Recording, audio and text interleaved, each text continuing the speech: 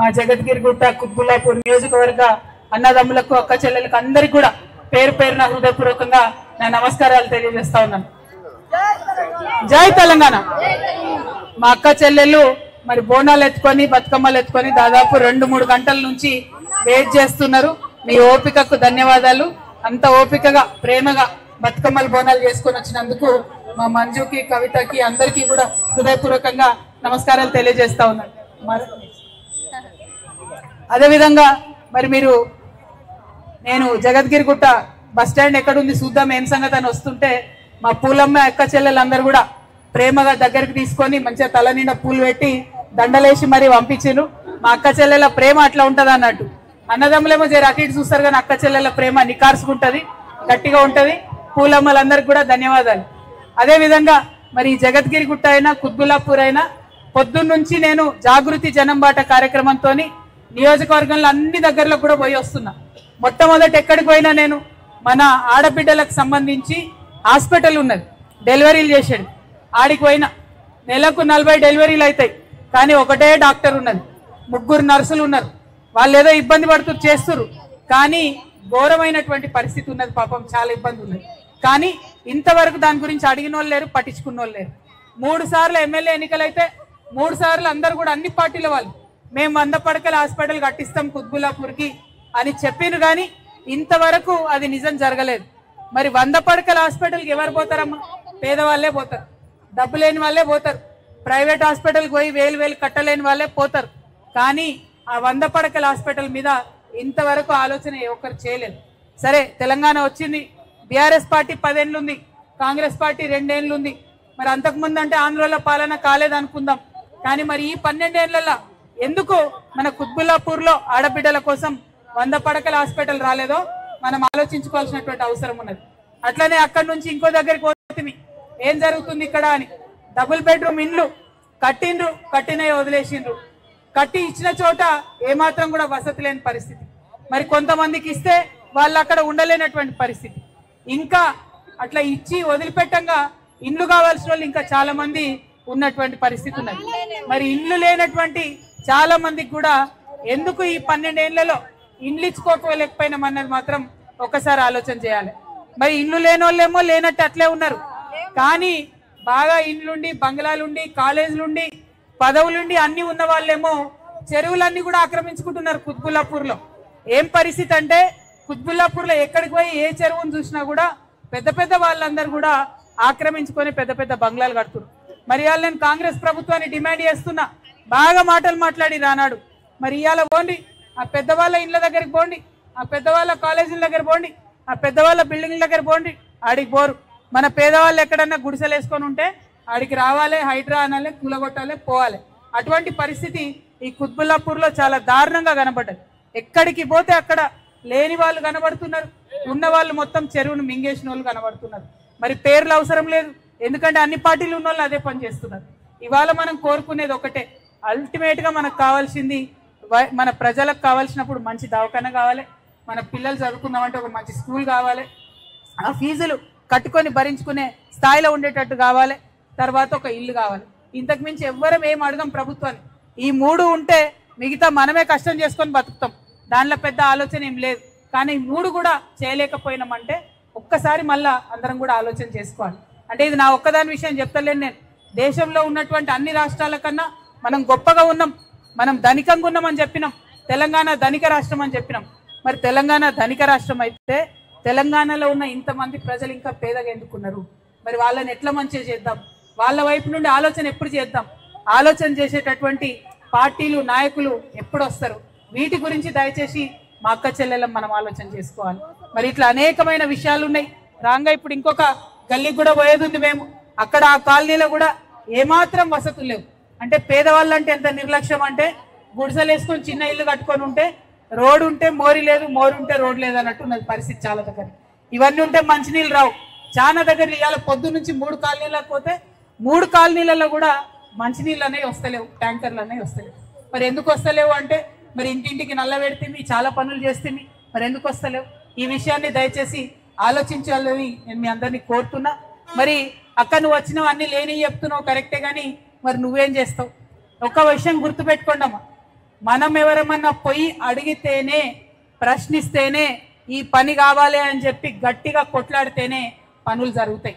మేము జాగృతి జనం బాట అనే కార్యక్రమం మొదలు పెట్టుకొని నెల రోజులైంది. ఈ నెల రోజులలో 12 జిల్లాలు తిరిగి వచ్చినాం. ఈ 12 జిల్లాలలో ఎక్కడ ఏ పెండింగ్ కార్యక్రమం ఉన్నా దాన్ని గట్టిగా అడిగితే అధికారులు పోతున్నారు. ఎక్కడెక్కడ 20 ఏళ్ల నుంచి పెండింగ్ ఉన్న పనులకు పోయి చెక్కులు ఇచ్చి వస్తున్నారు. ఇప్పుడు నిన్న పోయొచ్చినాం హైదరాబాద్లో రావంతపూర్లో. మేము అక్కడికి పోయి కరెంట్ షాక్తో 5 మంది చచ్చిపోతే గవర్నమెంట్ 5 లక్షలు ఇస్తా అన్నది. 4 ఏళ్ళే పట్టించుకోలేదు, 4 నెలలే పట్టించుకోలేదు. నిన్న పోయి అడిగితే ఇవాళ చెక్కులు రాసి పంపిరు. అంటే ఎందుకు ఈ మాట చెప్తున్నా అంటే ఒకళ్ళు అడిగేటోళ్ళు ఉండాలి, ఒకళ్ళు ప్రశ్నించేటోళ్ళు ఉండాలి. అట్లాంటప్పుడే ప్రభుత్వమైనా పనిచేస్తుంది, ప్రతిపక్షమైన పనిచేస్తుంది. ఇవాళ మీ ఆడబిడ్డగా నేను ఆ పని చేస్తున్నా. మరి ఎందుకు చేస్తున్నావు, నీకేం అవసరం అంటే ఇప్పుడైతే ఏం ఓట్లు లేవు మీకు అందరికీ తెలుసు, ఇప్పుడేం ఎలక్షన్లు లేవు మీకు అందరికీ తెలుసు. కానీ ఇదే తెలంగాణ కోసం రోడ్డు మీద నిలబడి కొట్లాడినటువంటి బిడ్డగా నాకు మీ బాధలో నాకు బాధ కనబడుతుంది. మీ బాధలు తీరాలనేటటువంటి ఒక ఆవేదన ఉంటుంది. కాబట్టి ఈ పని చేస్తున్నాం. ఇవాళ అందుకే కుత్బులాపూర్లో అనేక ప్రాంతాలకు పోయినాం. అనేకమైన కష్టాలు ఉన్నాయి, ఇబ్బందులు ఉన్నాయి. ఒక్కొక్కటి వాటి వెంట పడతాం, ఒక్కొక్కటి పరిష్కరిస్తామని చెప్పి మీ అందరికి కూడా నేను మాట ఇస్తా ఉన్నా. మరి మా అక్క చెల్లెలు ఇంతమంది ఉన్నారు. మీకు ఒక నిమిషం నేను నా పరిస్థితి కూడా చెప్పుకోవాలి. నేను 20 ఏళ్ల నుంచి తెలంగాణ కోసం పనిచేసిన. బతుకమ్మ ఎత్తుకొని కాలికి బల్పం పట్టుకొని తెలంగాణలో అన్ని ఊర్లకు పోయి తిరిగి తెలంగాణ రాష్ట్రం కోసం ఎట్లా కొట్లాడాలనే ప్రయత్నం చేసి బీఆర్ఎస్ పార్టీలో ఉన్న ఇన్ని రోజులు నేను. కానీ చెప్పా పెట్టకుండా కారణం అడగకుండా బీఆర్ఎస్ పార్టీలోకి వెళ్ళి నన్ను సస్పెండ్ చేసి అలా నేను నడి రోడ్డు మీద ఉన్నా. కానీ నేను మీ ఆ తెలంగాణ ఆడబిడ్డల్లాగా గట్టిదాన్ని, మొండిదాన్ని, ధైర్యం ఉన్నదాన్ని. కాబట్టే ముందుకే పోతున్నా, వెనకకైతే పోతలేను. ముందుకే పోవాలన్నా నేను, అంతేనా? మనం చేసే పనిలో ఒక కష్టం వస్తే ఆగిపోవద్దు కదా. ఆగిపోయి ఇంట్లో కూర్చుంటే ఏం జరిగేది? ఖచ్చితంగా ముందుకే పోదామని నిర్ణయం తీసుకున్నా. మరి చాలా మంది అన్నారు అంత పెద్ద పార్టీ తోడు లేదు, నీకు కేసీఆర్ నీడ లేదు, నువ్వేం చేస్తావు అన్నారు. నేను ఒకటే అన్నా, నేను ఇవాళ ఊర్లలోకి పోయి సమస్య ఏందన్నది మాట్లాడుతున్నా. ఎవరైనా అడుగుతున్నారా? ఇంకొకరు బీఆర్ఎస్ పార్టీ అడిగిందా? కాంగ్రెస్ మాట్లాడుతున్నదా? బీజేపీ మాట్లాడుతున్నదా? ఒక ఆడబిడ్డగా నేను ముందటవాడి మాట్లాడుతుంటే ఒక్కొక్కటి పరిష్కారం అవుతున్నది. ఖచ్చితంగా ముందుకే పోతాం. ఆడబిడ్డలు కష్టపడితే, ఆడబిడ్డలు ప్రజల కోసం పనిచేస్తే ఎట్లా మారుతుంది పరిస్థితి అని చూపించాలని పంతం బట్టి ముందుకు పోతున్నా. మరి ఏం ధైర్యం నీకు? పెద్ద పార్టీ లేదు, పెద్ద సార్ లేడు, ఏం ధైర్యం నీకు అంటే నాకున్న ధైర్యం ఒకటే, మా తెలంగాణ ఆడబిడ్డలే నాకు అండ, మా తెలంగాణ ఆడబిడ్డలే నాకు నీడ, మా తెలంగాణ ఆడబిడ్డలే నాకు రక్షణ. మీ ధైర్యం చూసుకొనే నేను ముందుకు పోతున్నా. ఎందుకంటే మన ఆడోళ్ళం ఒక్కసారి డిసైడ్ అయితే మన మాట మనం కూడా వినాం, అవునా కదా? కానీ మన మొగోళ్ళు అన్నదమ్ములు జర అటు ఇటు ఆగమాగం అవుతారు. నోటు చూసో ఇంకోటి చూసో అటు ఇటు ఆగమాగం అవుతారు. కానీ మా ఆడబిడ్డలు మాత్రం ఒకసారి గట్టిగా అనుకున్నారంటే పట్టుబడితే మనతో ఉంటారు. కాబట్టి మిమ్మల్ని నేను కోరేది ఒకటే, నేనేదో రాజకీయం చేద్దామని రాలే. నేను తెలంగాణ కోసం వచ్చిన తర్వాత ఇవాళ నాకు కష్టం వచ్చింది. అయినా సరే తెలంగాణ కోసమే పనిచేస్తాననే నిర్ణయంతో ముందుకు పోతున్నాం. అందుకే జాగృతి జనం బాట కార్యక్రమం పెట్టుకొని పోతున్నాం. ఇవాళ ఇక్కడనే జగద్గిరి గుట్టలో ఈ పక్క వెనుకనే విషాదం జరిగింది. బీసీ ఉద్యమం కోసం ఒక బిడ్డ పాపం ప్రాణాలు విడిచినటువంటి పరిస్థితి. మరి అక్కడికి పోయి వచ్చినాం. కానీ నేను మళ్ళీ చెప్తున్నా, బీసీ బిడ్డలకి మనం ప్రాణాలు ఇచ్చేది లేదు, ఎట్టి పరిస్థితులలో ప్రాణాలు ఇవ్వద్దు. తెలంగాణ ఉద్యమంలోనే ఇప్పటికీ దుఃఖం పోతలేదు, మస్తు మంది పిల్లలు చచ్చిపోయారు. ఒక తల్లిగా చెప్తున్నా, నేను మీకోసం ఎక్కడికంటే అక్కడికి పోయి మేము కొట్లాడతాం. బీసీల కోసం 2 ఏళ్ల నుంచి తెలంగాణ జాగృతి అనేకమైన పోరాటాలు చేసింది. దాని ఫలితంగా ఇవాళ బిల్లులు వచ్చినాయి. ఆ బిల్లులు కేంద్రంలో ఆగున్నాయి. కేంద్రం మీద కొట్లాడితే బీసీ బిల్లు వస్తుంది తప్పితే ప్రాణాలు తీసుకుంటే రాదు. కాబట్టి ఎట్టి పరిస్థితులలో ఆలోచన ఎవరు చేయొద్దు. కేంద్ర ప్రభుత్వం మీద కొట్లాడడానికి పిడికిలెత్తి బీసీలు సిద్ధం కావాలి. రాష్ట్ర ప్రభుత్వాన్ని నడవనీయకుండా దిగ్బంధనం చేయడానికి పిడికిలెత్తి బీసీలు సిద్ధం కావాలి. బీసీలకు మద్దతు ఇచ్చే ఎస్సీలు సిద్ధం కావాలి, ఎస్టీలు సిద్ధం కావాలి, ఆడబిడ్డలు సిద్ధం కావాలి.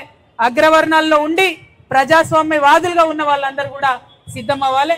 అప్పుడే బీసీలకు కూడా రిజర్వేషన్ వస్తుంది 42%. మరి ఇట్లా అనేక సమస్యలు ఉన్నాయి. అన్నిటి మీద కూడా మాట్లాడుకుంటూ వెళ్తా. అన్ని జిల్లాలు తిరిగేది ఉన్నాయి. ఇంకా ఏ జిల్లాకు పోయినా కూడా నాకు ప్రధానంగా కనిపిస్తున్నది ఒకటి, మనకి ఇండ్లు కావాలి. మనకు 2500 రూపాయలు ఏదైతే కాంగ్రెస్ గవర్నమెంట్ ఇస్తా అన్నదో అది కావాలి. ఇవాళ 2000 ఉన్న పెన్షన్ తెల్లారితే 4000 ఇస్తా అన్నాడు రేవంత్ రెడ్డి గారు. ఇంతవరకు గుర్తు లేదు, దాని గురించి ఆలోచన లేదు. పెన్షన్ పెంచాలి, గ్యాస్ బండ ఇస్తున్నామని ఉట్టి గ్యాస్ కొట్టిండ్రు, ఎక్కడ కూడా చక్కగా వస్తలేదు. కరెంటు బిల్లు సబ్సిడీ అన్నారు, అది కూడా రాని పరిస్థితి ఉన్నది. మరి వాటి మీద కూడా పోరాటం చేయాలి, చేస్తూనే ఉంటాం. ఇక అదొకటి స్కూటీలకేడ గతుందిరా నాయన, ఇన్ని పనులు ఎగబెట్టిరు. ఇక ఆడపిల్లలకు 18 ఏళ్ళు నిండిన వాళ్ళకి అందరికి కూడా స్కూటీలు ఇస్తామన్నారు, అవి అటే పోయినాయి. ఇక అన్నిటికన్నా ఘోరం ఏంటంటే రేవంత్ రెడ్డి నోరు చల్లకుండా ఎప్పుడైతే తులం బంగారం ఇస్తా అన్నాడో బంగారం ధర ఆకాశంలోకి పోయింది. ఆయన బంగారం ఇచ్చలేదు ఏం లేదు, కానీ బంగారం ధర ఆకాశంలోకి పోయింది. కాబట్టి రేవంత్ రెడ్డి గారిని మేము ఒకటే డిమాండ్ చేస్తున్నాం, ఫ్రీ బస్ ఎందుకు మరి మనకు కావాలా? ఇల్లు కావాలి, ఒకటే మాట్లాడుతున్నాం. ఫ్రీ బస్సు కాదు, ఫీ రియంబర్స్మెంట్ కావాలి. పిల్లలు చదువుకోవడానికి ఫీజులు కట్టాలి. ఉద్యోగాలు ఇస్తామని చెప్పి వచ్చిర్రు పిల్లలకు, ఒక్క ఉద్యోగం ఇవ్వలే. ఉద్యోగాలు కావాలి. ఇండ్లు కట్టించి ఇస్తాం ఇందిరమ్మ ఇండ్లు అన్నారు, ఒక్క ఇల్లు ఇస్తలేరు. అవి కావాలని కోరుతూ మరి అన్నిటి కోసం కూడా ఎట్లయితే బోనం ఎత్తినామో మనం, ఎట్లయితే బతుకమ్మ ఎత్తినామో అట్లనే పంతం పట్టాలి. సర్కార్ మీద లడాయి చేయాలి. డెఫినెట్ గా ఇండ్లు వస్తాయి, ఉద్యోగాలు వస్తాయి, 2500 రూపాయలు కూడా వస్తాయి. వచ్చేదాకా కూడా జాగృతి పోరాటం చేస్తుందని మళ్ళొక్కసారి మీ అందరికి తెలియజేస్తూ మీ అందరి దగ్గర కూడా సెలవు తీసుకుంటున్నా. Thank you. జై తెలంగాణ, జై తెలంగాణ, జై జాగృతి, జై జాగృతి. Thank you. అయ్యగారులు చాలా మంది అయ్యగారులు వెయిట్ చేస్తారు, పైకి రమ్మని ఒకసారి. మా ఆడబిడ్డలతో ఒకసారి ఫోటోలు తీ తమ్ముడు, ఇక్కడ ఉన్న వాళ్ళంతా వెయిట్ చేస్తారు. తెలంగాణ తల్లికే